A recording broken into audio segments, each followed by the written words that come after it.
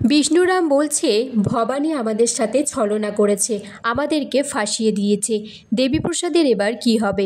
দেবীপ্রসাদ গোড়া সাহেবদেরকে বলছে নেহাতি খবরখানা রাজরানীর কানে যায়নি, তাই রক্ষে আপনারা এবার আসুন। সেখানে ভবানী এসে বলে ঠাকুরপো, আজ আপনার আর নিস্তার নেই, আপনি আজ বাঁচবেন না। সত্য বলছে রাজরানী নিশ্চয়ই কোনো অরাজকতা কাজ করছিল, না হলে গোড়া সাহেবরা এখান থেকে কেন পালিয়ে যাচ্ছে? দেবীপ্রসাদ বলছে রাজরানী হয়েছেন বলে কি মাথা কিনে নিয়েছেন?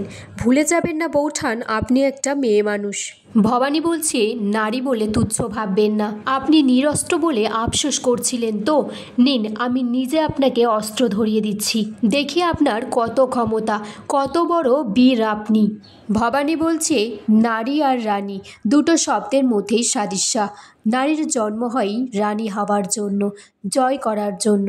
আপনি কি ভেবেছিলেন পলাতক হয়ে বেঁচে যাবেন? ভবানীর হাত থেকে বাঁচা এত সহজ নয়। দেবীপ্রসাদ বলছে আমি পালাবো বৌঠান, এই জঙ্গল আমার চেনা, কোনো পাইক আমাকে ধরতে পারবে না। তারপর দেবীপ্রসাদ একটা সুড়ঙ্গের মধ্যে লাফ মারে আর বলে এই সুড়ঙ্গ পথ আমারই তৈরি, আমি জানতাম আমি আবার ফিরে আসবো, আমি হার মানব না। সত্য আর দেওয়ানমশাই সেখান থেকে একটা বাক্স উদ্ধার করে, তার মধ্যে মাদক দ্রব্য পাওয়া যায়। পিসিঠাম্মা বলছে দেবীপ্রসাদ যদি ধরা পড়ে যায় তাহলে কি হবে? পেশাদের মা বলছে না, আমার পেশাদ কখনো ধরা পড়তে পারে না। ভবানী ফুলনোড়া দাসীকে বলছে ছোট হুজুর আর খুড়িমা কোথায় তারা? সত্য আর দেওয়ানমশাই এসে বলছে তারা মহলের কোথাও নেই।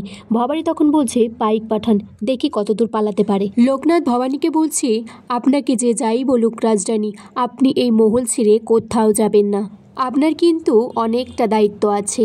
দেওয়ানমশাই এসে ভবানীকে খবর দিচ্ছে দেবীপ্রসাদকে মুর্শিদাবাদের দিকে যেতে দেখা গেছে। মুর্শিদাবাদের নবাবের সাথে সে হাত মিলিয়ে গ্রামবাসীদের কাছ থেকে জমি নিয়ে সেখানে মাদক দ্রব্য চাষ করবে।